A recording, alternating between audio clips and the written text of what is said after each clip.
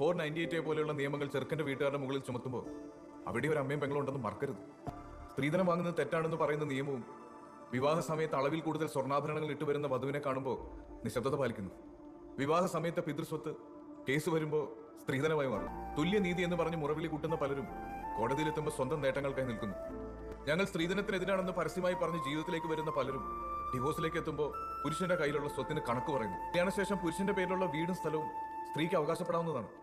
ഡിവോഴ്സിന് ശേഷം ഭർത്താവായിരുന്ന പുരുഷന്റെ സ്വത്തിന്റെ 50% ഭാര്യയായിരുന്ന സ്ത്രീക്ക്. മന്ത്ലി മെയിൻ്റനൻസ് ആയി പുരുഷന്റെ ശമ്പളത്തിന്റെ 25% വരും. ഇതൊക്കെ എന്തുകൊണ്ടാണെന്ന് ആരും ചിന്തിച്ചിട്ടുണ്ട്? പലപ്പോഴും നിയമത്തിന്റെ മുന്നിൽ ഇരകളായി ചിത്രീകരിക്കപ്പെടുന്നത് സ്ത്രീകൾ മാത്രമാണ്. ഇതാണോ തുല്യനീതി? വിവാഹമോചനം നേടിയവരിൽ ആത്മഹത്യ ചെയ്യുന്നവരുടെ കണക്കെടുത്താൽ 45,000 സ്ത്രീകൾ ആത്മഹത്യ ചെയ്യുമ്പോൾ പുരുഷന്മാരുടേത് ഇരട്ടിയിലധികമാണ്. കൃത്യമായി എണ്ണമിട്ട് പറഞ്ഞാൽ 1,18,979.